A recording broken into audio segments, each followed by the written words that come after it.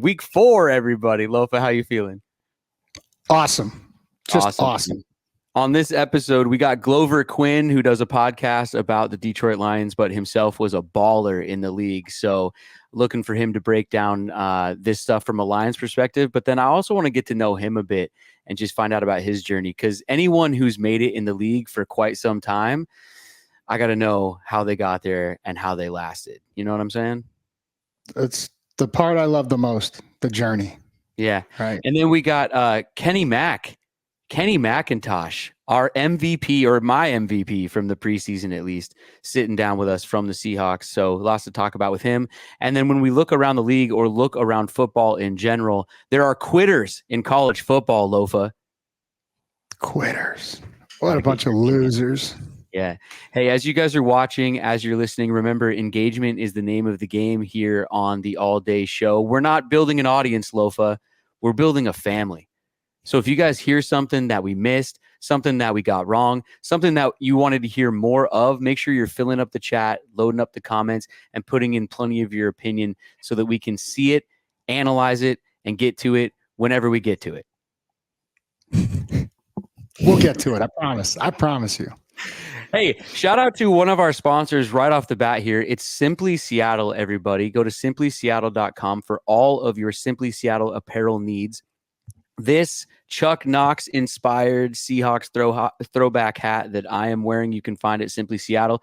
Lofa's got the Sonics jersey on there. They're the world's largest Seattle Sonics retailer, but they got all the Seahawks stuff, Husky stuff, Mariners stuff that you need.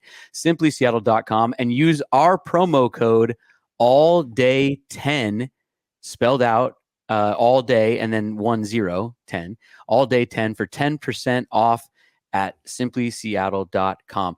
All right, Lofa. Last year, the Seahawks went into Detroit and we won it in a walk-off with Tyler Lockett, if you remember that, right? Geno rolling to his right. Mm-hmm. Yeah. Hits Tyler Lockett. Was that overtime, I believe? Yeah. Another one of Geno's just amazing performances, ladies and gentlemen, especially for all the Geno haters out there.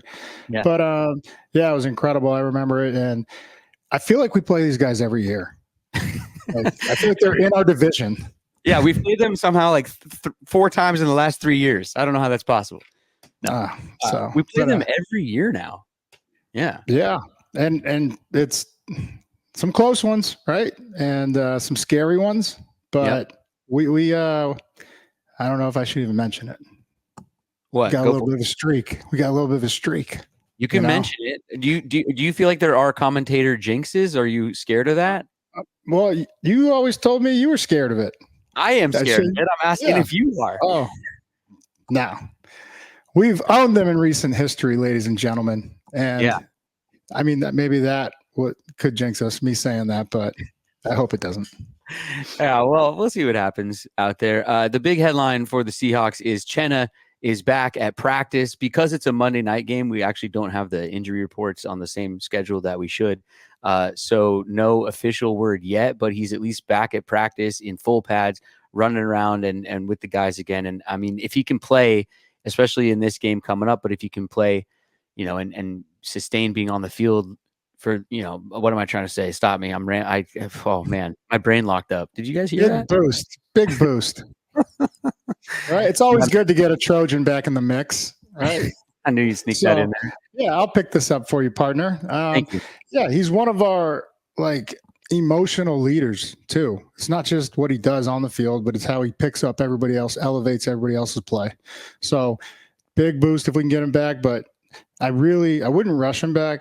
So we'll see, that's kind of, they're in the feeling out mode or stages of practice. Like, okay, he's cleared to do enough activity that he can tolerate.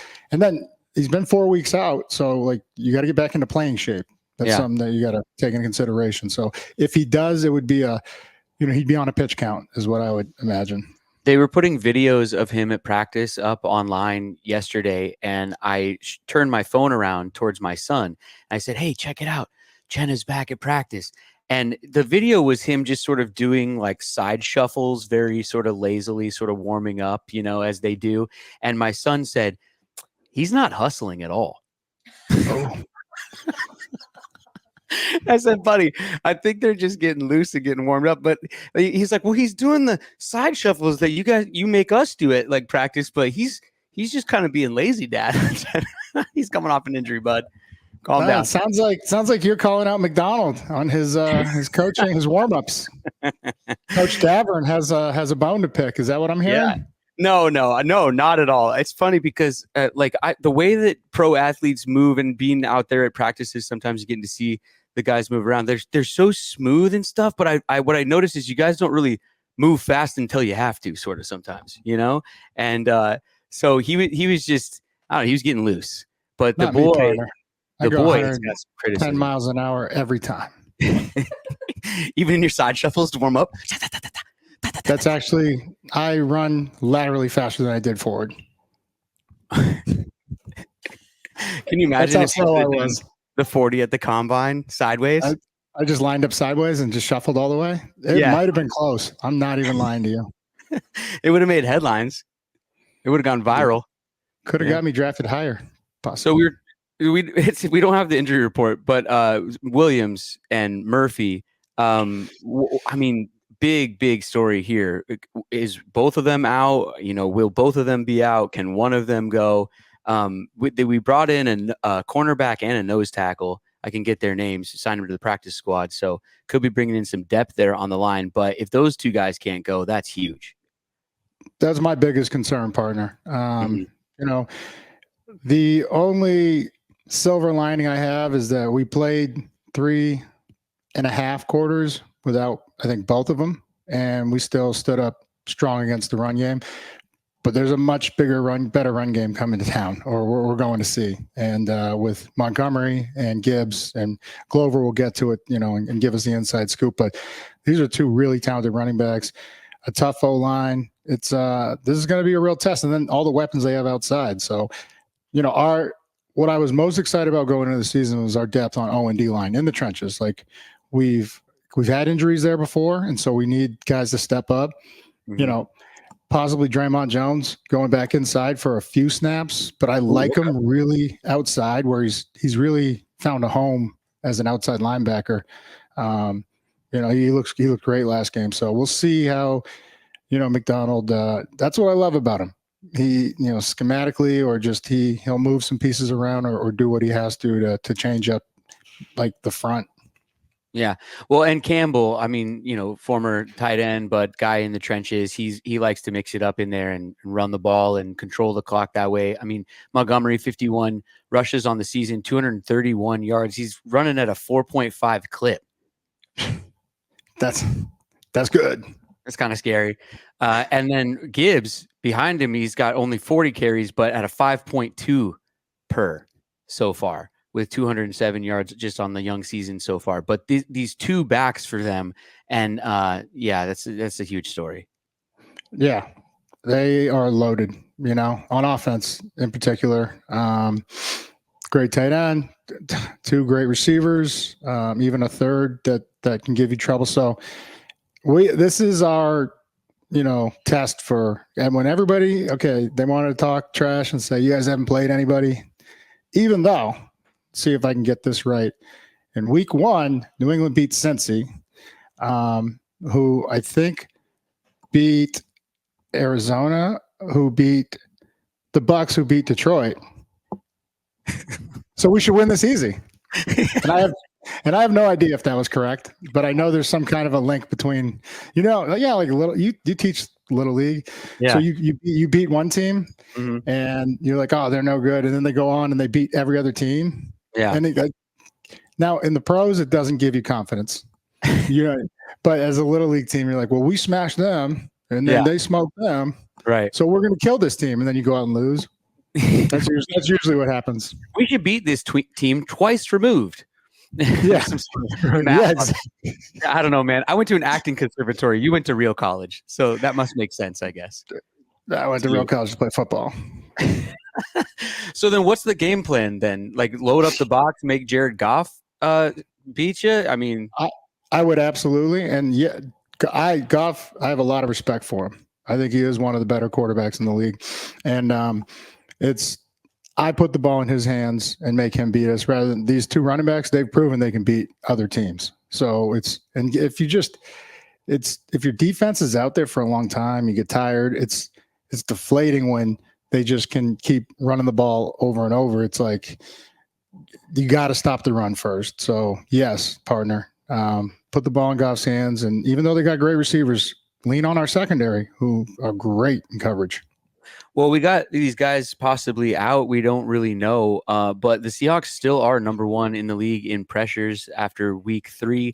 Are they going to get to Goff, and how many times? I mean, I know the injuries play a big factor, but we got to keep this up. How sustainable is this? Is this something we can rely on throughout the rest of the season? Because I hope so. I mean, I'm just going to point to recent history of Mike McDonald, right? Like what he did, Baltimore, Michigan. Seems like everywhere he goes, the rush gets, just way better. So yes, I believe it's sustainable, even through injuries, So I'm expecting it to stay at a high level, and he'll just get creative, right? He'll send the safeties or Dodson again, So there's no shortage of weapons over there. I think we can hang our hat on that. We're going to be one of the better pressure teams for the remainder of the season. Nice. We're speaking of depth, we brought in Jason Peters for a visit. I think he might have even worked out. Is that a deal? No deal for you? What does it mean? I mean, he was here last year. Everybody loved him. McDonald's, I think the quote was, they're not going to do anything. If anything happens, it might be this week or next week or the week after was the quote. But yeah, thoughts on that? Yeah, interesting move. I believe Peters is my age. I think he's 42, right? I'm pretty sure we were like either the same draft class or like one apart. But this is a story that doesn't get talked about enough. Like, when Tom Brady was still, playing like 20 plus years, this guy's been in the trenches for 18, 19 years. And my God, how bad my body still hurts. I can't imagine how he feels. And he's still doing it. Like he's still going to workouts. What's up, partner? What do you got? I just looked him up here. Our audience, I wish that they could almost like chime in live and guess the year of Jason Peters' birth, because it's way before most people listening. No you shit. Gotta guess? What is it? You got to guess? 83. Oh, off by one. 1982, everybody. We are the same. When's his birthday? We are the same age. January 22nd, 1982. So he's already 42? He is 42 years old, from Queen City, Texas, 6'4", 328 pounds. Man. Savage. Went to college at Arkansas and got out in 2003. Yeah, dude. That is not talked about enough. Man. Came into the league with the Buffalo Bills in 2004. Guys, it's 2024 if you check your calendars. That's a 20-year NFL he was in the career league the year before me. Wow, man. I didn't realize that. I'm kind of overwhelmed right now, honestly. Yeah. It's crazy. And like even, and I don't like to give Bruins credit, but Mercedes Lewis, I think he's in like year 18 or something. I mean, he monster. Yeah. Well, the big talk online, especially amongst Seahawks fans and in Seahawks circles, is the offensive line, which needs to shore some things up. And I mean, this guy, look, he's had an incredible career, no doubt. 20 years in the league is a long time, though. Is this an answer that you're a fan of as a Seahawks fan, or is this, how much does this really help if he can come in? A lot of experience. Yeah. So, even just like being like a Jackie Moon, player / coach, like, we'll work him in and get him back into shape, because like that's probably the biggest concern. I know he could still do it, and it's just making sure you don't wear him out before then we need another alignment, right? So they'll be smart about it, but yeah, he would absolutely help. I've played against him. He's a beast. So I'm excited about it in terms of what it can do and what it could mean for the guys next to him in terms of speeding up their process on how to play this game, because he's played guard, he's primarily a tackle, but he's played some guard, and it's just a big body, and he's just mean, just tough. Do you think that's where they'd be looking at him in this offensive line? Where would they slot him in? Yeah, like swing position. So you got to play guard and tackle, and Okay. like, you know, knowledge wise, it would be easy for a 20-year vet. So it's just, you know, wherever they see, not where he's comfortable, because he can play all four. I mean, hell, he could probably play center, but just I'd see them playing him, you know, either at the guard or tackle positions. Yeah. Well, we'll see what happens there. You guys, Geno Smith in dome games. This stat comes to us from our guy McNasty. Geno Smith has played four games in true domes over the last 2 seasons. Okay, true domes. True dome. So meaning truly an indoor stadium, because like, you know how SoFi down here is like a roof, but it's open on the sides. So maybe we're not including those games. No. Yeah. A quasi dome, huh? It was like, wait, did we play in Safeco one time and they like had the close the roof and then open it? Didn't mean to get you off track there, partner, but no, it's fine. You hit me with the quasi dome. I can't, like, right now I'm thinking the quasi moto of the quasi dome, the quasi moto of the Notre Domo. Quasi domo. Okay. Anyway, partner. He's got good numbers in these true dome games, though. 94 of 137 for 68% there. 1,200 and over 1,200 yards, 10 touchdowns to 1 interception, and a rating of 118.6. So Geno looking to dominate in this game, and he's put up really good games against the Lions also. Some high-scoring games in his time. He's gonna dominate. And you know what I heard? What I heard is, sounds like we need to build a little roof over our stadium over Lumen. If this is what he does, come on. Well, we'll have to build a roof and walls. Start the GoFundMe. Let's go. The offense under him in these games has averaged 38 points, never scored under 32. Damn. So take the over is what I'm hearing. That just changed my score prediction. Sticking with the offense. Well, actually, Bet Online. That's a good. I missed my segue. Bet Online, everybody. Bet Online, the world's #1 most trusted betting platform and your #1 source for everything football. Bet Online, the game starts here. You can use their mobile app or go on the website, betonline.com. Proud sponsor of Believe and a proud sponsor of us here on the show. Sticking with offense, Noah Fant. I got a question. Noah Fant, despite the one drive last week, how do we really get him going? Or is this just something we don't do in Seattle? I mean, if it was a breakout game, you know, I think he was 6 of 6 for 60 yards last week. So they're working him in. And, you know, where he is most lethal to me is the check down, anything over the middle, and just turning upfield. Guys don't want to hit him. I saw guys making business decisions out there. Yeah. Like, oh shit. You know, he caught it. Now what do we do? But then, and he's a vertical threat, like with his speed. And I really like anything like a deep over, a corner, let him use his size, length, and speed. But because, like I said before, he's not traditionally one of those, you know, quick guys. Like, when he does his best work in the short intermediate, it's like a catch and then just barreling through people. Like, just no one wants to hit him. But as a team, I mean, because it doesn't even matter, it seems, what coach comes in, what coordinator comes in. Just as a team, historically, in my fandom as a Seahawk fan, we get these tight ends in here, and then it doesn't really seem like much happens. Is it just is there like a memo from the ownership group or something? Because it doesn't matter what the regime is. We don't really seem to use the tight ends in the way that other teams use them. I mean, is Noah Fant better than Laporta, or is Laporta better than Noah Fant? But Laporta's got bigger numbers. Yeah. I mean, it's tough because some teams just don't use a tight end, and I don't know why. Said it time and time before. It is the biggest mismatch.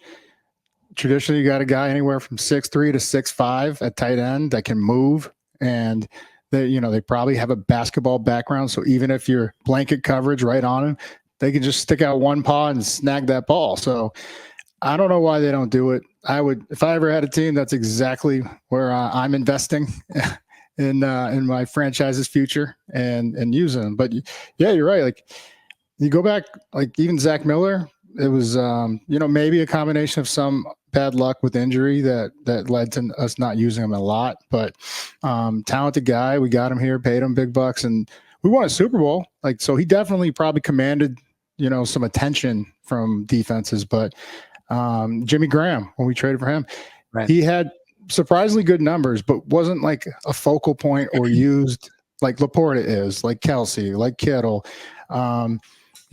Even just like when he was in New Orleans. I mean, the guy, he's like 6'7", and can jump like a 40-inch vertical.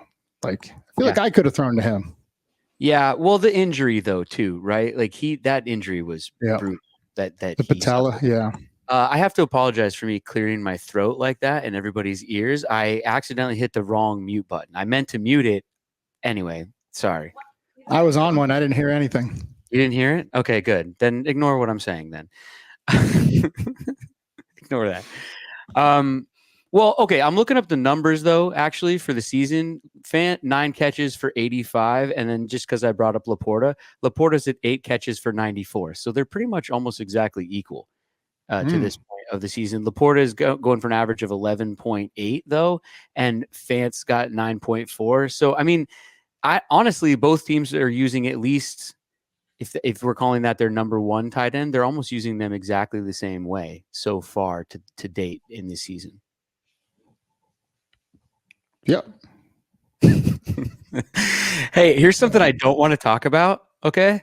But Jason Myers is having a good season, and I feel like since we've been on his case in years past, we should give him flowers when he's doing well. So yes. I want to do that, but at the same time, I don't want to talk about it because I don't want it to go the other way. But he's doing pretty good so far. But let's not talk about it. But he is doing pretty good, but don't mention it, okay? He looks great. I'm going to mention it. I'm going to give him some love, man. Like, because anytime he misses one, everybody gets on him. This is a tough position. Like, you're literally on the sideline. You have to stay warmed up as if you're playing like you have everything in rhythm. And that's probably the biggest thing for a kicker, kind of like a golfer. And you could get in your head. So, I think he booted like a 57 or 58 yarder. Awesome. And no, I'm giving him love because I gave him love 2 weeks ago too. So it hasn't been a thing to jinx our guy. His long of the year so far is 54. He's 6 of 7. Again, if I was going to mention it, that's what I would tell you. But I'm not talking about it on the show. All right. Hopefully K9 is back this week. That would be huge. Yeah. We need to get both of our backs going the way that they got 2 of their backs going. Absolutely. But you want to show some love, it's got to be Sharps, man. And we were sitting there watching it together, all of us up there. And I was like, if he's just a little more patient, and Kennedy Pola, who coaches him right now. He was our running back coach at SC when we won all those titles and beat the Huskies every year. And sorry, I forgot where I was going there.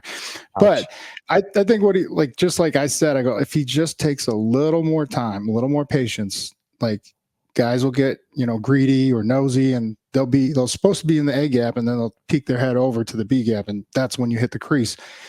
When he slowed down, I think it's just something that comes with reps and experience.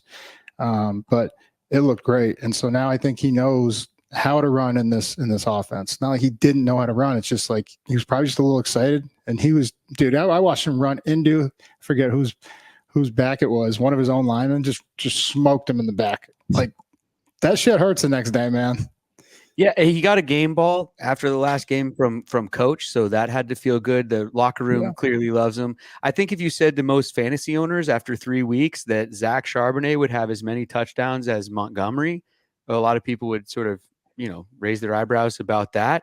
40 rushes on the year for 141. He's 3.5 per, so a full yard less than Montgomery in the average. But I mean, the production's there. And when he gets close to the goal line, he can smell the goal line and get it in, which is, I mean, that's what you need, you know? And like we talked about, I think after week 2, it's like it might not necessarily be the runs you want or the most beautiful runs that jump off of a highlight reel, but when you need to get it done, he's getting it done. Oh, dude. And I won't ever second guess his decision making again. That touchdown run was a thing of beauty. It was harder than it had to be. And I mean, of course, when you're, several hundred feet up in the air watching it from that vantage point, it's like, oh, how do you miss that hole? Because shit happens quick out there, which we talked about. But I think it was either me and Cliff or me and Bruce Irvin that were just sitting right there watching the game. And as he got the ball, if he just stayed front side, like he could have walked into the end zone. Instead, he barreled through the smallest crevice and ran over a guy and then outran another one and into the end zone. I mean, it was he got it the hard way right there, but it was it could have been easier. And that's what I think these reps are going to do for him, and just to trust his initial instinct. But take it back to that Patriots game when he bounced it all the way around. Yeah. Oh, go ahead. Yeah, but you just look back at the overtime after the big, first down we got throwing it to him. It was supposed to be hit up inside, and he was just like, I see space. I'm going outside 9 yards. Right. And then he made 2 guys, regret their decision. Yeah. Well, we got to ask Kenny McIntosh when he gets here about Charbonnet and just about the running back room in general. Right. And like what makes those guys so special, I think, let's get some perspective from inside the house. And what he's learning from them. Right. I mean, that was the biggest thing when I was a rookie, all the vets that I had that, take you under the wing and just like teach you the defense and, just everything. It was cool. I had a great bunch of OGs, as they call it. Yeah. And McIntosh it's his second year though, right? Because he was hurt all of it. So it's basically almost his rookie year, right? Because he's finally healthy almost. So yeah. But receiver wise, I mean, DK, JSN, Tyler Lockett, and all that going up against this line secondary. We'll get into it more with Glover Quinn, but I mean, DK so far this year is just going off, and the relationship, the chemistry between him and Geno. There's even like inside jokes, different things that they're talking about at the podium and in interviews, and the chemistry between them on the field and off the field seems to be on point. And I mean, that's fueling some great football from the two of them. DK looks even faster, and I don't know how, if it's even possible, but when he slowed down to make that catch, right? Yeah. And then the guy was in a full sprint after him, and then he pulled away from him. And I think that's what we all noticed when we were there live watching the game. Yeah. It was like, that's rare right there. So, and I just love the way they're using him, whether it's full speed routes, like give it to the man full speed, and then let him, let everybody else decide how they want to try to tackle him if they can catch him, because the vertical shots are there. It was a beautiful double move, the safety bit, he took off, and then even the Patriots one. I don't know how they blew that coverage. Like he didn't even make a move anywhere but downfield, and I think it was like 30 yards of separation when he caught the ball. We got to repost this maybe, but the Seahawks put out on social media. Maybe we'll repost it on our social media. But they put out the DK touchdown against the Dolphins, but they did a picture-in-picture with Rabel in the booth announcing it. And like when he catches it and Rabel's like, oh, he makes the catch. But then as he starts to pull away, like Rabel notices it too. His eyes get big. He's like, and he's pulling away. I mean, I was getting goosebumps listening to the call and that video because of, like you said, just, man, it's like, I honestly don't know if I've ever seen someone do that like that, how that play looked, slowing down and then speeding up again. It just, I mean, he could have ran for another 100 yards and they wouldn't have caught him. No chance. But that was what we were like all in awe of. We were just like, damn, that guy didn't catch him. Like he slowed down almost to like a jog and then just hit the burners. And oh man, how funny was it when we were up there though? Like you hear like me, Cliff, and Bruce at the same time, like we're going downtown. Like before Geno even like threw or looked to as soon as I saw that step, that jab step and then take off, it's just, years of experience, like the trained eye. And so, the further you get away from the ball, it's so much slower. So now we're up in the stands. We're just like, oh shit, we're going downtown, boys. You know, like I said, get the beers ready. Here we go. And it's so much fun too when you're up there. Like I saw it when I was a coach too. Sitting in that booth, I was just like, oh shit, that guy's wide open. I hope they don't see him. They didn't, thank God, you know, because there was one play right after we turned it over. Thompson threw it to the flats.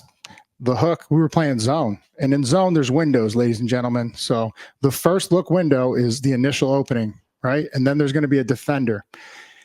Once you cross past that defender, you're now in the second look window of the zone. And so in the second look window, the guy was just sitting there just like, I'm right here. And me and Cliff like right grabbing each other like, oh. And he threw it to the flats. We're like, whew. Do you recognize this stuff pre-snap? Or is it, I mean, like, did you know they're throwing to DK pre-snap? Or is it because of the route, the DK? Okay. No, it's as soon as the information unfolds. And I just saw the speed at which he was running, and I was like, he ain't hitting the brakes. Right. Other than to catch it. But I'm saying, like, and even the safety, you could see him like the panic. I wish I could get a close up of his eyes. Like, oh shit. No stress. You take one wrong step, man. It's over. You guys check us out on social media. It's at All Day Family all spelled out. It's we got the Instagram working. We're also up on Twitter now. So go over, give those accounts a follow, show them some love, and interact with them over there. We got to get the video up of the picture in picture. We'll just repost it from the Seahawks, I think. But the Rabel call of the DK thing was awesome. I want to get into stuff with Glover Quinn. So let's bring him in and get a Lions perspective on all of this. We'll be right back. This is the 2014 NFL interceptions leader, a Pro Bowler in 2014, 5'11", 207 pounds, from Macomb, Mississippi. It's Glover Quinn, everybody, friend of the show, making his triumphant return. Hey, I got to update that Wikipedia. I'm not 207 anymore. I've been retired for 6 years. I'm probably 240 right now. Nah, you should leave it. 240. What a beast. Oh, okay. Oh. Muscle though, not a fat 240. I mean, I'm probably natural 230. Wow. It was hard for me to be 207 as a defensive back. Man. Oh, you had to cut weight to stay there. No question. But I never missed weight in 10 years. Beast. Came in with the Houston Texans, played a majority of his career with the Detroit Lions as a safety. I mean, tell us about this Lions squad this year. Introduce us to these guys, Glover. Man, you know what? I think you got a team that's more experienced. Experienced the NFC Championship game last year. You know, all the way up to the halftime, had that game. Yeah. They could smell the Super Bowl. And it didn't work out. It's the football gods. It just didn't work out for them. And so I think they're more experienced. The core guys are back from an O-line standpoint, quarterback standpoint, wide receiver standpoint. Both running backs are back. Defensively, you still got the D-line, the core guys, the linebackers, the secondary, the safeties are back. They added, young corner, Interion Arnold, traded and got Carlton Davis. So they got a couple pieces. But the core of the team, for the most part, is back. Jamison Williams is his first two games were pretty explosive, pretty good. Didn't do much this last game. But this has been his first year of being healthy in the offseason. His first year coming in, he was coming off the injury. And then last year was healthy, but had the suspension hanging over his head from, the gambling or the betting on college sports or whatever it was. In the locker room or on campus or something like that. So you're going through training camp knowing that you're suspended for the first 6 weeks. It's a little different. But this year he had a full off season of being healthy, not having to worry about that type of stuff. Had a great training camp. So he was able to come in these first 2 weeks and really showed the ability that he has. But the way that the offense is set up, it's going to be hard for every last one of those guys to get off every week. If the running game is going, then it's going to be like last week. You're going to have 180, 200 yards rushing, but you're probably not going to have as many big plays down the field because we just running the ball. In the perfect world, you want to probably have 150, 160 yards rushing and another 200 passing where you got a couple big plays in there, play action shots over the top. But it don't always work out like that. But for the most part, they're a pretty balanced team that's more experienced, hungry to try to get back to where they were and to see if they can get over that hump. Lots of weapons on offense. I mean, St. Brown, Jameson Williams, like you mentioned, David Montgomery, Gibbs, Laporta. I mean, just like weapons everywhere. How would you attack this offense if you were the Seahawks defense? I mean, I would attack it through, stopping the run on your way to putting pressure on Jared Goff. Mm-hmm. That's kind of how I would attack it. I would say, hey, we're going to have to stack the box and we're going to blitz and we're going to do everything that we can to stop this run. And if they don't run it, we're on our way to sack Jared Goff or at least put pressure on him because Jared Goff struggles a little bit when he has pressure on him. We saw that in week 2 against Tampa Bay. Didn't play a great game, but they didn't come out and try to establish the run that game. They came out throwing the ball all game. And I don't know if that's Jared Goff's strength. Not saying he's not a good quarterback, but I think he lives off of the play action and the run game. And when they come out and just try to be a drop back passer, I don't know if that's what he's best at. And so I would come out, hey, we're going to come downhill, attacking the running backs. And if they don't hand it off, you just keep going till you get to the quarterback. There's lots of injuries through 3 weeks in the NFL. There's a lot of injuries for all these teams, but the Lions are just as banged up as the Seahawks, especially on the offensive line. Is that correct? Yeah, they got a few guys out. Not Glasgow. I think Ragnar's been out, and I mean, anytime you lose a center, that's a Pro Bowler, all pro type of player, that's a key piece to your O-line right there. Like losing one guy like that could make your whole O-line feel like you lost a lot. You know what I'm saying? You could get away with a guard here or there, but if you lose that left tackle or that center, especially that center, because most of those times those guys are calling out the protections. They're getting everybody on the same page, and so having somebody to anchor the middle of that O-line is super important. But yeah, they've been banged up on the O-line. But at the end of the day, I mean, they ran the ball well last week against Arizona, and so they got guys that's been there. That group has actually been there for the core has been together for a while. They added a couple guys. I think they added Kevin Zeitler. I think he came from Cincinnati. Maybe I'm not real sure. I actually try to stay away from all of the stuff that goes on throughout the week with the Detroit Lions. I literally like to watch the games and report on what did I see. Doesn't matter who played, who didn't play, who was out there, and what did I see. Yeah, I love it. As a former player, I agree. I don't pay too much attention to the injury report, and we still got a game to play, boys. Right. Like, next man up, like let's go, and and that's the coach's problem or decision to figure out how to adjust accordingly. But Glover, you said something that I want to just hit on from last year. What was the feeling in the Lions, like specifically from a player's point of view, like when you had the NFC Championship and the Super Bowls right there? Was there anything or any reports out of that locker room after, like, the decision to continually go for it rather than kick the field goal? I know these players play hard for Dan Campbell, but that was a tough thing. And if you blow a lead early on in the season, which I don't know if you guys have, like, that can linger over and become a trend. And that's what I worried about being a former coach. Right, and I was at that game in San Francisco, and I was with my best friend who's a San Francisco fan, right? So, it was tough because the whole first half, I'm like, yeah, we going to the Super Bowl, and the second half, he's like, yeah, we going to the Super Bowl, right?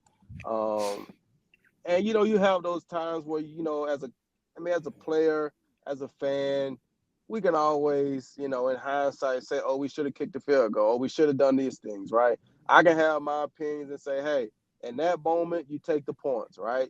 In the other moment, maybe you do go for it, right? But Coach Dan Campbell is the coach. He made the decision. Those guys play for Dan. They back him up. They respect it. And, with stuff like that, you got to take the good with the bad. Sometimes the bad is not having a chance to go to the Super Bowl. But you can't, enjoy and respect the decision when it work out for you in week 7, but hate it when it don't work out in the NFC Championship. I know those games are different magnitude, and you just got to trust that the coach is making the right decision, and you got to go out and try to execute at the highest level in that moment, right?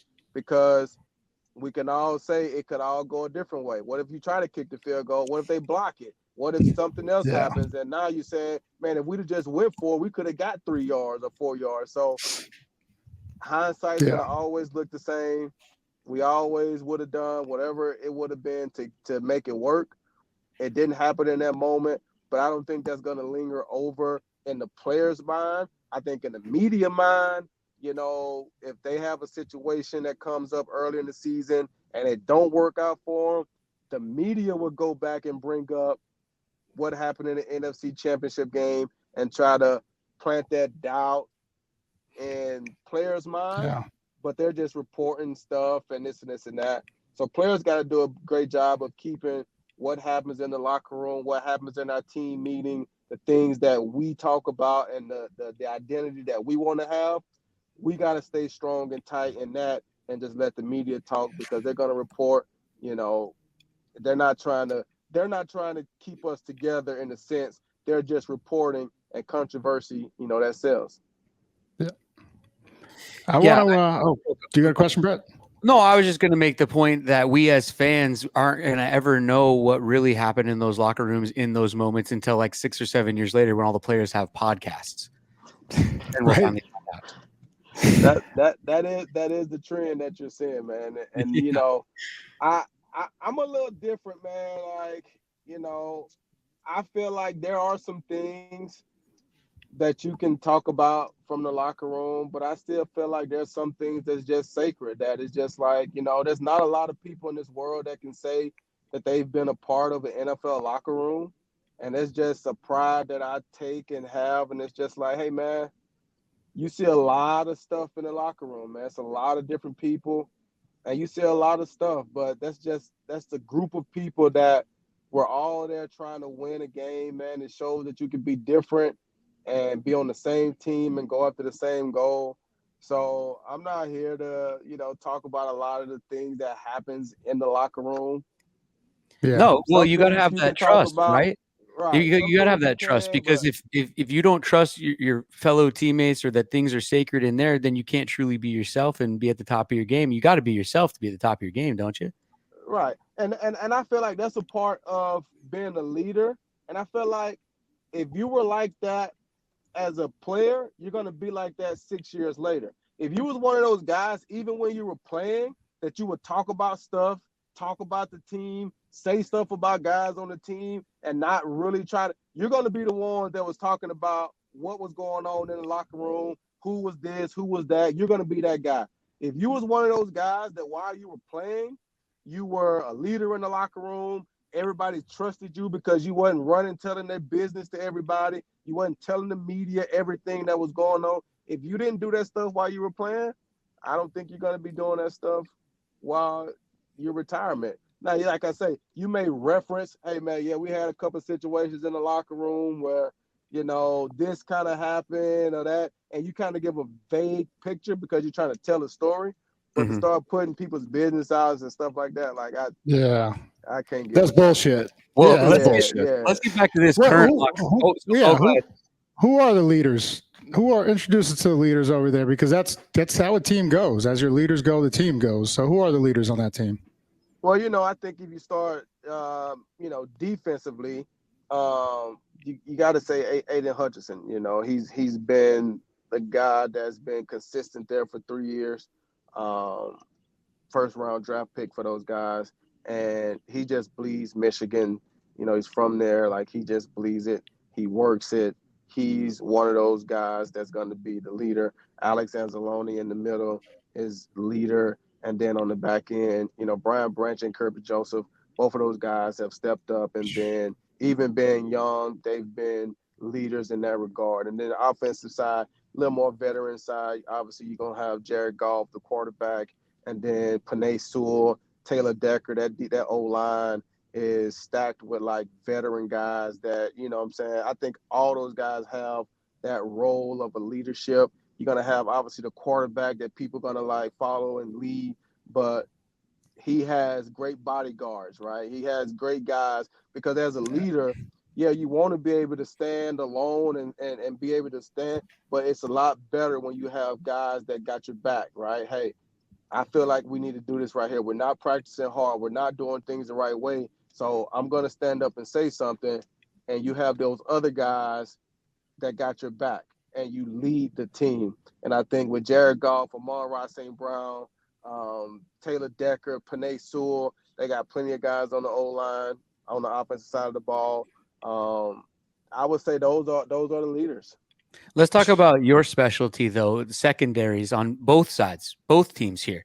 I mean, hot young secondary here in Seattle has a lot of people whispering about, some other teams from the past and the secondaries that we've had around here. But as you look at it, Lofa and I were talking about earlier in the game as a former pro, the way that you look at it, I mean, what makes these guys special here in Seattle? Have you been able to watch much of this defense up here? I actually haven't watched that much of it. I've seen clips, I've seen things. Julian Love balling out, Witherspoon. Witherspoon has been playing well for a long time, right? But we've seen that, and a lot of the times,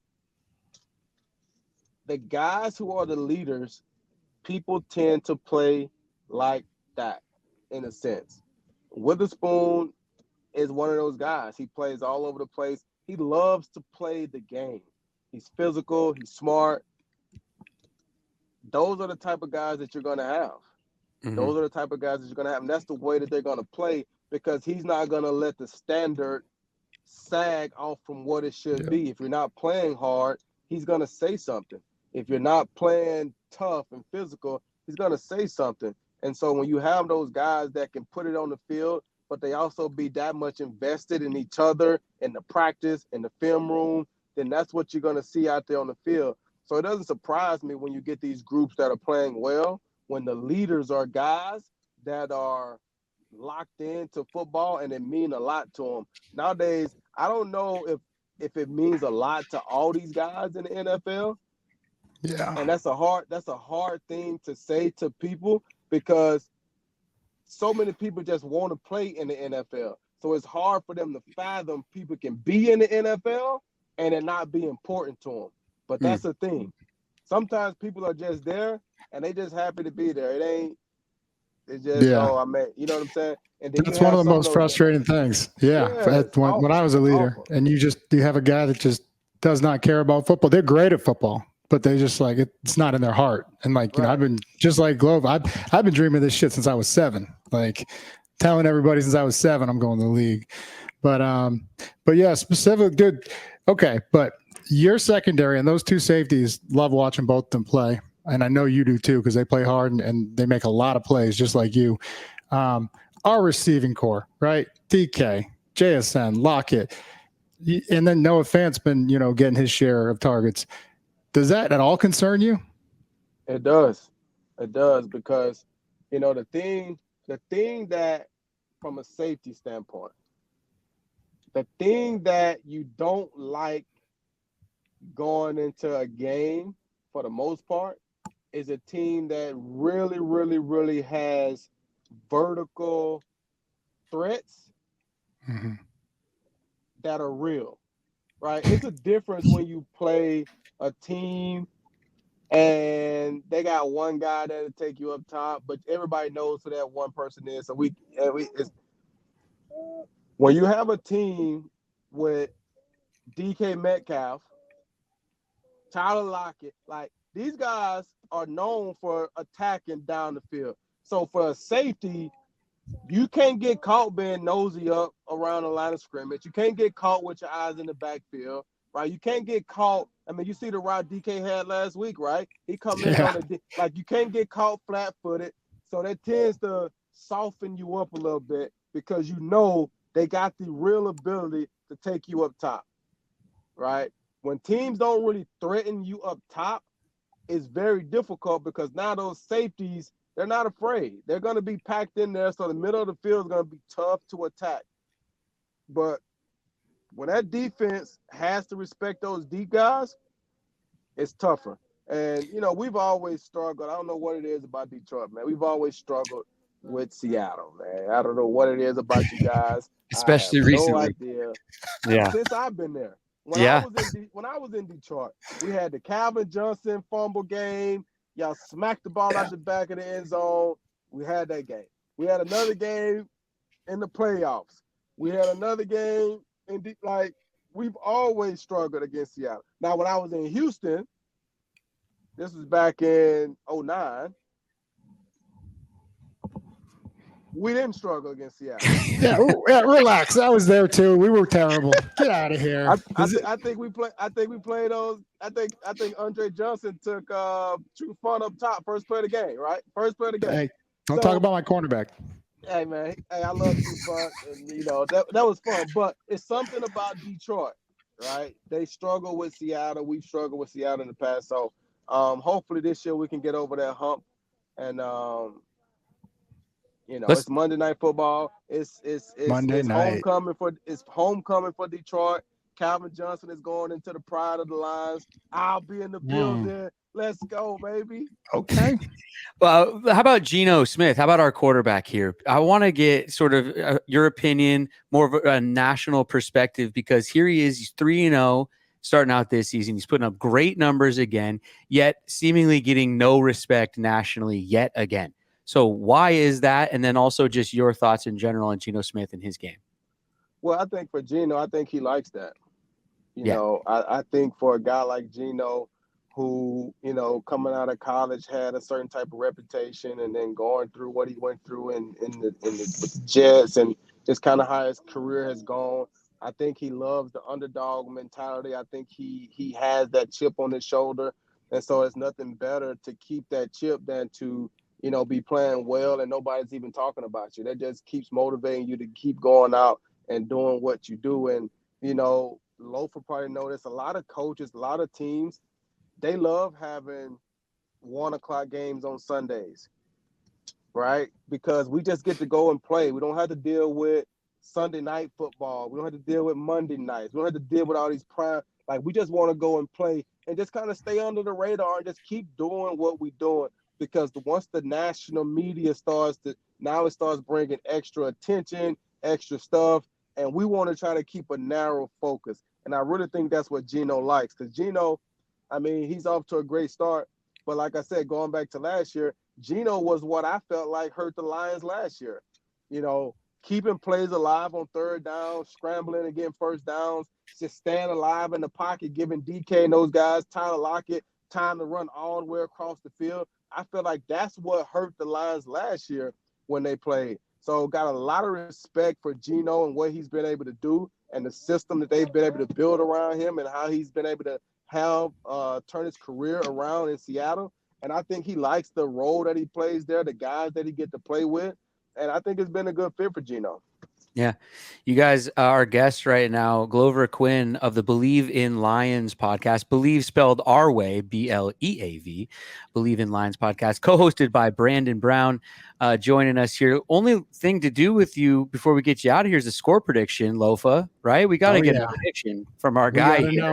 We got to know what you think, brother. We do this because of our sponsor, Simply Seattle. I already mentioned them, but you guys can find our post. You predict the score in the comments. If you nail it, you get a gift card. Or if you nail it, if multiple people nail it, they're put in to get a drawing of a gift card, Katie. But what's the score going to be? Oh, man. I suck at these, to be honest with you. I suck at these. So do we. Lofa and I have been doing this score prediction challenge now for, 4 or 5 seasons. I don't think we've ever nailed one. No.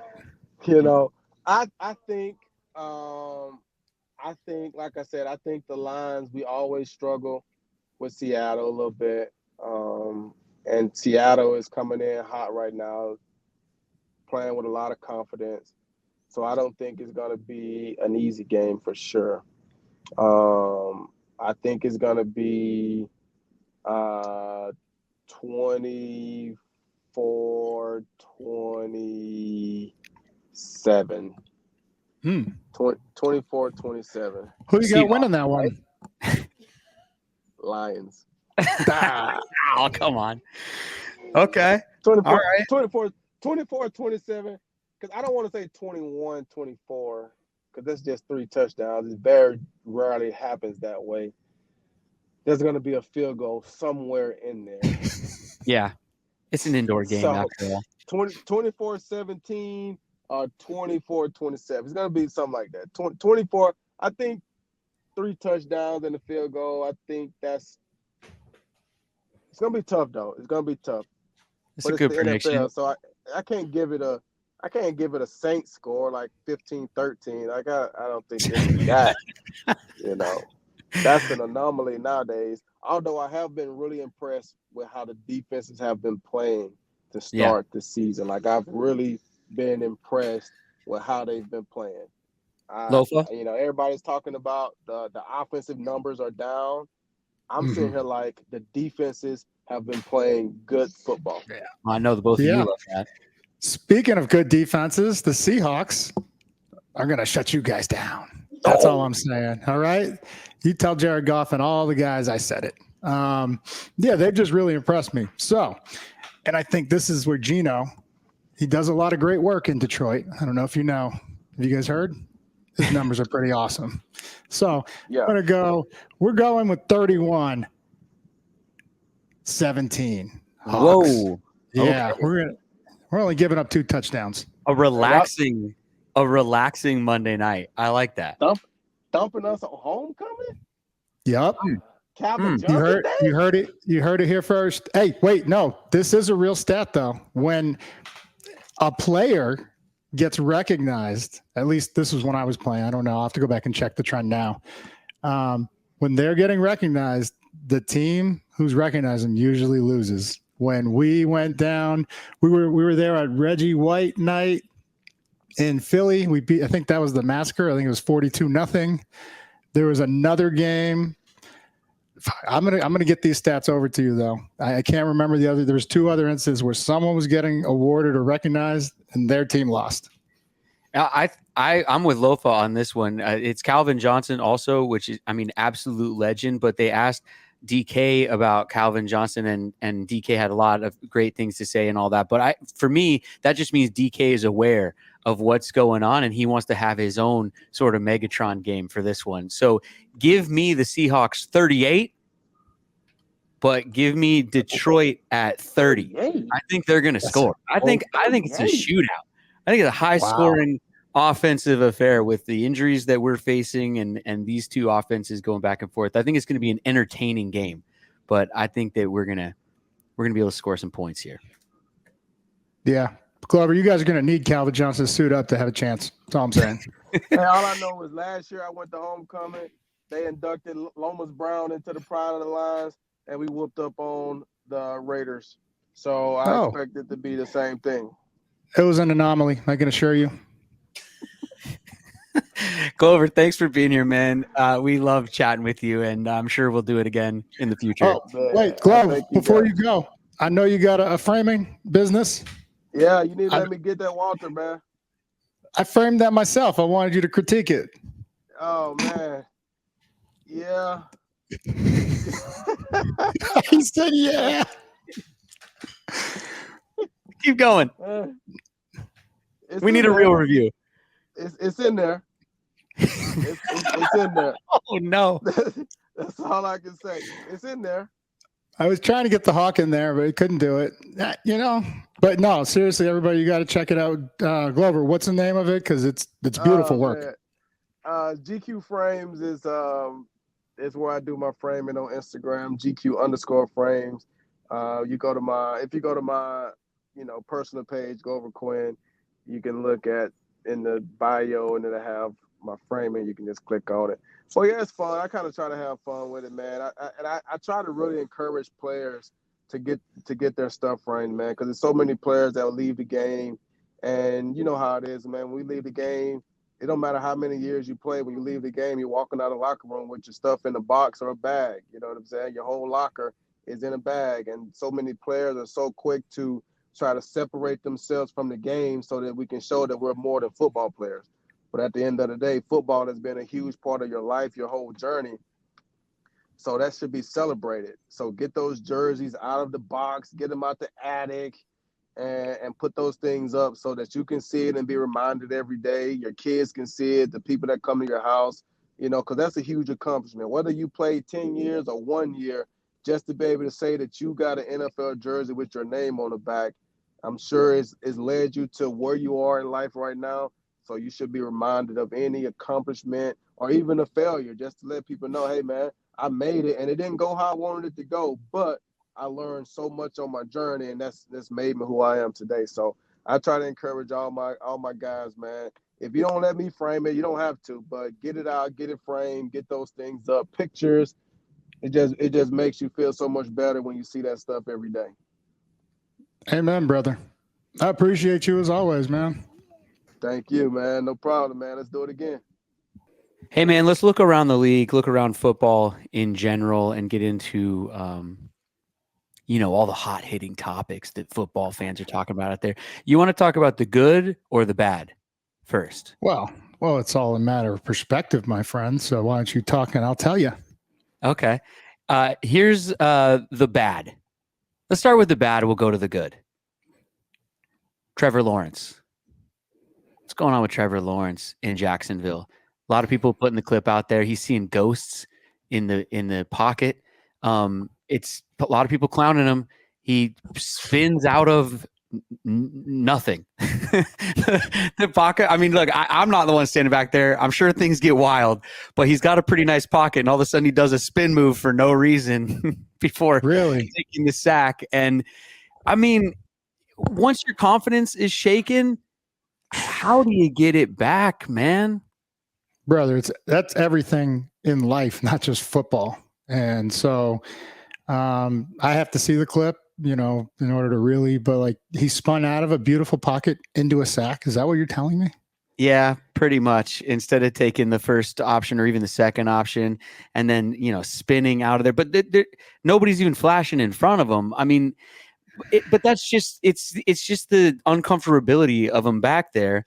But here's a guy who just got the big new contract. He's getting paid like that. I mean, they can't really cut and run with him. But at the same time, like I said, like, how do you get it back just staying in that situation? It seems to me that's the kind of thing a lot of times you got to go and find something new.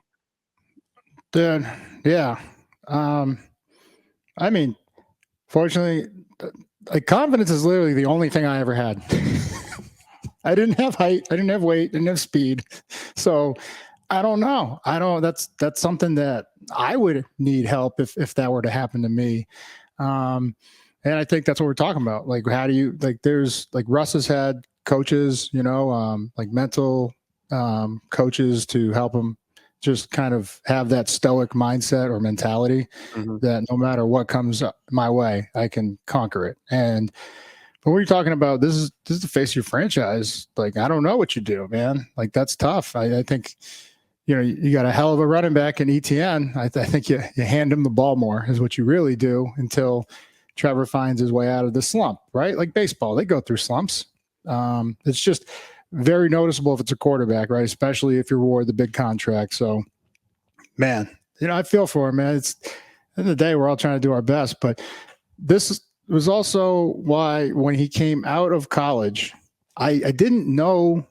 I'm not going to say, oh, I knew he wasn't going to be good. I said, I don't know how good he is yet because, okay, we're all the man in high school. All right. I don't think he ever lost a game. I think he had like 4 state titles, something crazy like that.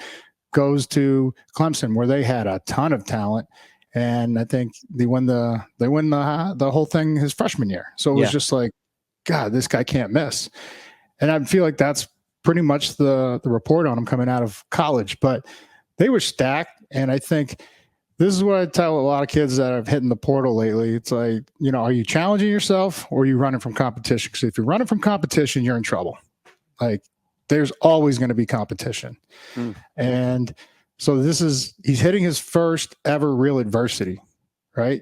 And if you didn't really have, like, you won everywhere, like kind of Bryce Young. Let's look at that. Like, the man in high school could have went anywhere, goes to Bama, a lot of talent around him, wins the Heisman.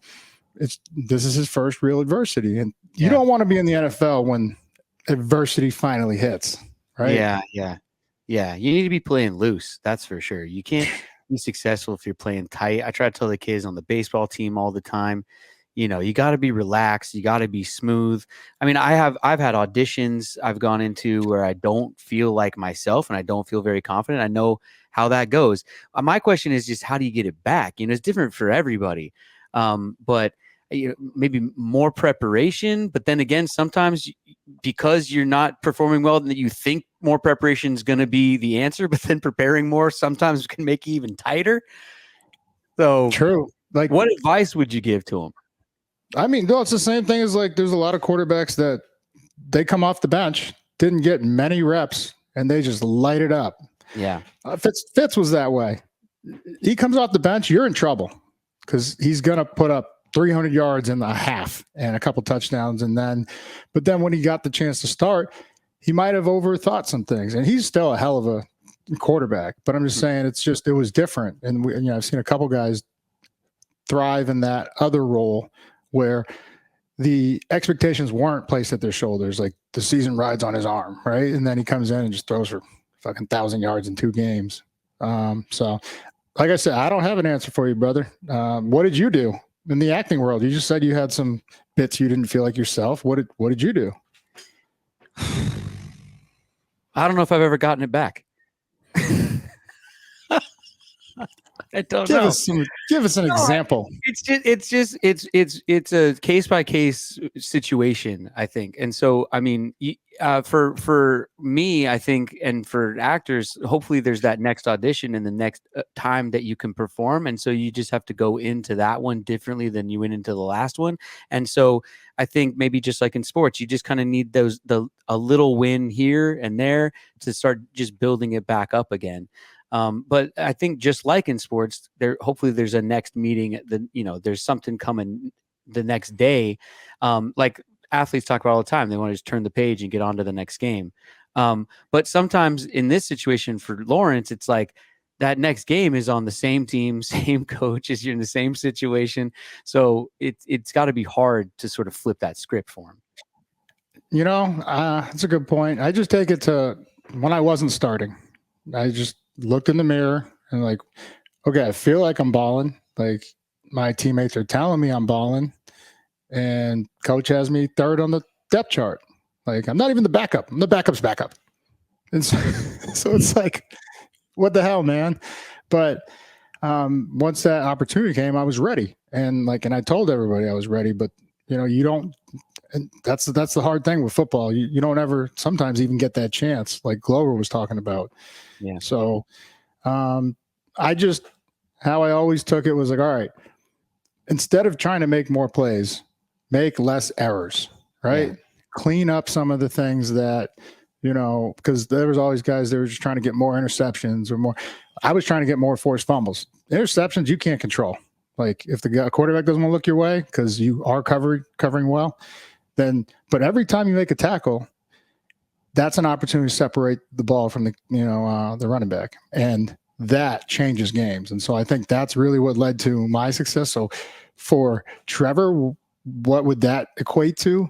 Just no interceptions, even sacks. Like, get rid of the ball, like the little things like that, throwing it away. And it's tough if you're in the pocket because it better be across the line of scrimmage, otherwise it's intentional grounding. So, but I mean, yeah, just start throwing it at their feet if they're covered so well that you don't see anybody open. I don't know. It's the little things and those details that can just erase a sack, which puts you so far behind the yard markers, and this changes everything in the offensive coordinator's mind. So now it's not just affecting Trevor, it's affecting the offensive coordinator and the team. From one quarterback to another, Jaden Daniels, the rookie, Started off slow first 2 weeks, but man, he lit it up in week 3, and everybody's ready to anoint this guy the offensive rookie of the year, I think, after that performance. I know you had to be watching the Commanders because of Bobby Wagner, but did you catch Daniels? I didn't. I was up and down a flight of stairs at Newcastle Golf Course because I was at the Cliff Averill Family Foundation, the 11th year. Shout out to Cliff and them. Great work they do. Awesome night. But yeah, I would just run up and down. And I did see one pass where, he just took a hit just right on the chin. Flush, right? And he still just stood tall, hung tough, and delivered a strike. That's when I look at quarterbacks, especially when I evaluate them, I'm like, dude, how tough are they? Not just physically, but mentally, right? That's what I always look for. Yeah. Sticking with quarterbacks, I think it's in all quarterbacks look around the league. How about these quitters in college, man? What's with this kid at UNLV? He's quitting. His NIL deal isn't quite what he wanted it to be, or the check didn't come through on time, so he said, I'm out. And UNLV to this point is 3-0. What would you say about your starting quarterback deciding to sit out the rest of the year, especially with your team doing so well and because of NIL issues? It's a business, man. If the check ain't there, I ain't playing. And that's the day and age we're in, right? So I could sit here and be like, oh, well, with 3-0, I'd still play. I wouldn't leave my brothers. I don't know. People are making business decisions now. And if he held up his end of the bargain and they did not, this ain't on him to go back out there for whatever they agreed upon, right? I kind of congratulate the kid and wish him well wherever he goes next. Yeah. Somebody said the word business decisions. I think it was a Minnesota Viking. We could look it up post-game talking about a decision on trying to make tackles or whatever, but they said business decisions out loud, which you don't usually hear from players. And I don't know if this was on the air or off the air, but it's a different day and age in the NFL, isn't it? Or, Glover kind of talked about guys who don't really want to be there or sort of, or whatever. But I don't know. As a fan, I don't like it.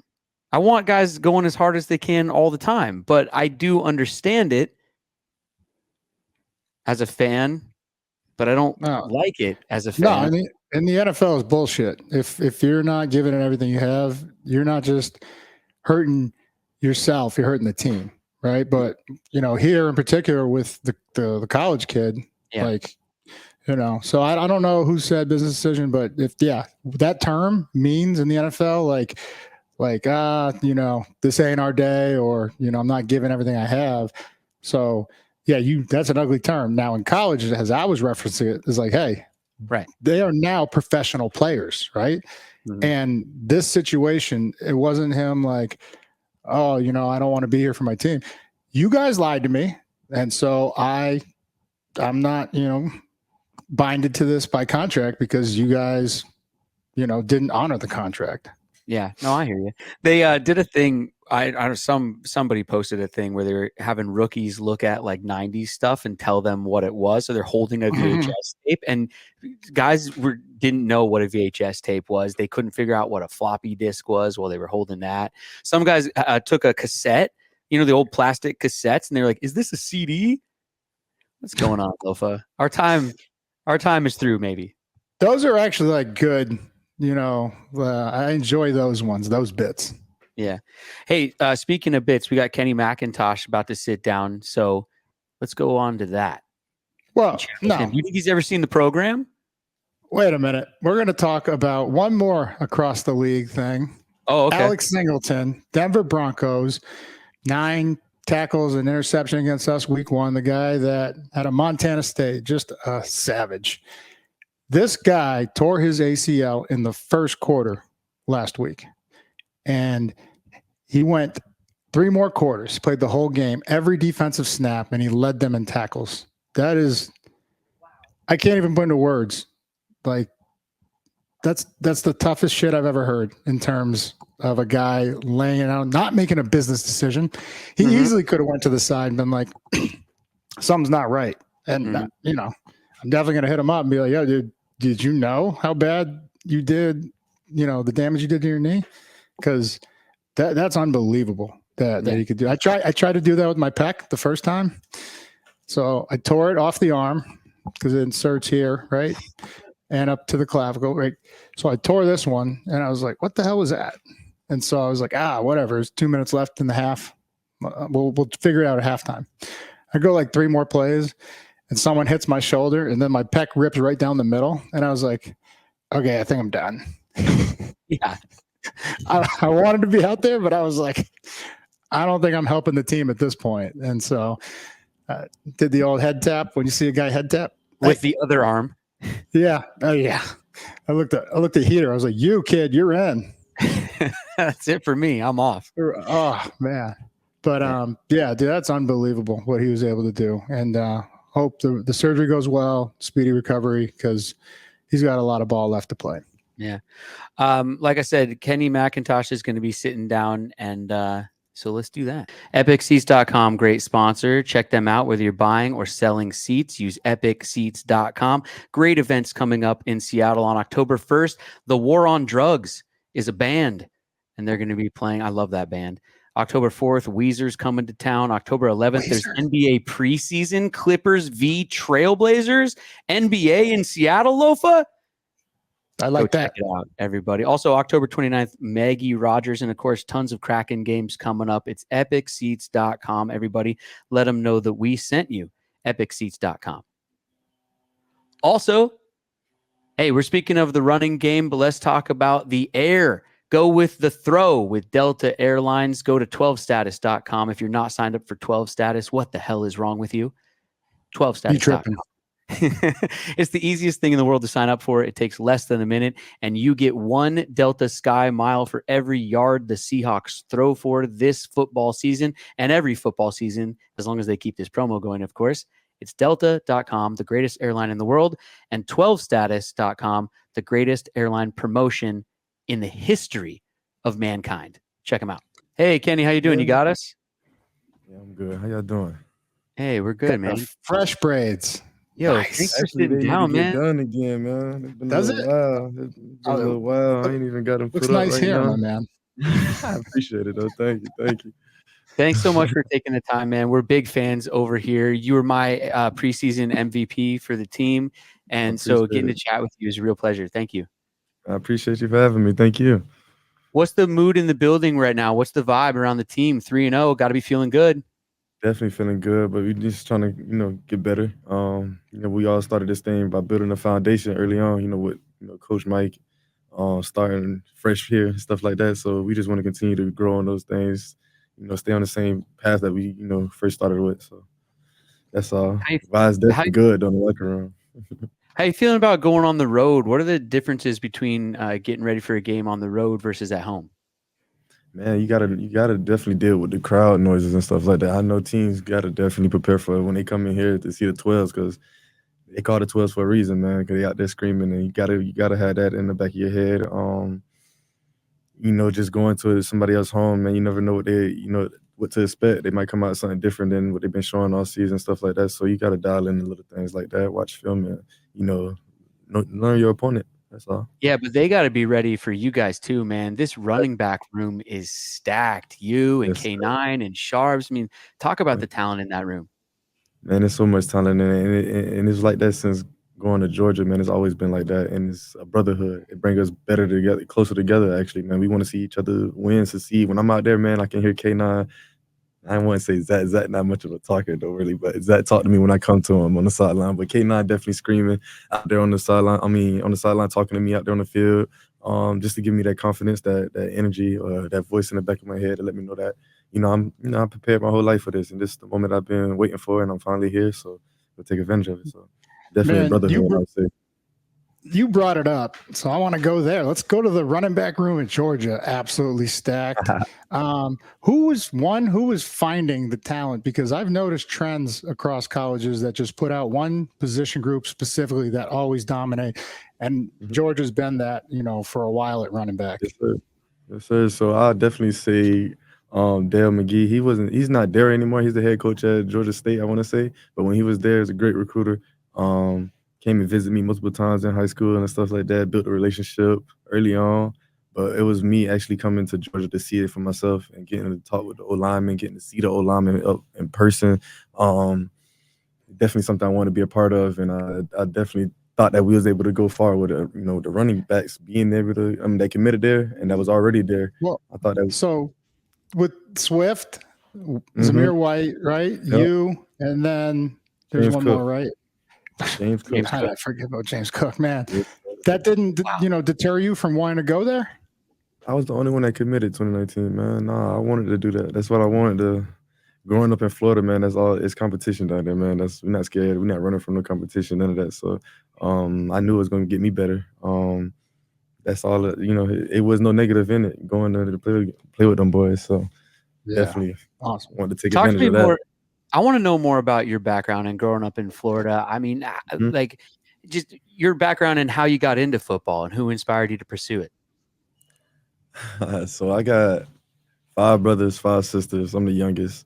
My dad played running back as well. I got a brother that played running back, and the one that played DN. Don't ask me how he got they get to his 6'5". He's 6'6", like 3 something. Don't ask me how he got that big. So, but my dad is known for having a lot of twins, so he was supposed to have another twin as well. So, but anyway, long story short, we all grew up playing football because my dad, growing up catching the ball in the house, stuff like that, fell in love with it at a young age. Ended up getting a name Blueprint at a young age just because I guess they seen all the positions I was playing out there on the field, offense, defense, and doing it at a high level. So I just took that with me on the middle school, high school, college. But what really made me go out there and play football, I'll say my dad, man. My dad definitely always been there in my life. Always definitely preached the game in me. Watching the Dallas Cowboys, growing up watching them, that's his favorite team. So it ended up becoming my favorite team, man. So just having that in the household every day, man, waking up and just seeing the football on every Sunday and just watching my brothers going to their games and their 707 things, just being young and soaking it all in at a young age, man, really what got me here.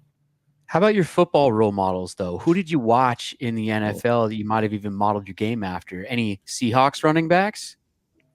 I'll be lying if I say any Seahawks running backs. I definitely watched a few of them, but I wouldn't say I really dialed into it. Emmitt Smith, like I said, my dad's a Cowboys guy, man. So I grew up watching straight Cowboys in the household, but definitely Emmitt. Definitely as I got older, a little closer to watch Todd Gurley. I fell in love with Todd Gurley game, man. How big he was and explosive. Le'Veon Bell was another one I liked. Just watching how his weight transformation, man. He on the diet he's been on, or everything he's been doing, man. Just to come down from, I think at Michigan State he was like 245 or something like that, big, and still running like that.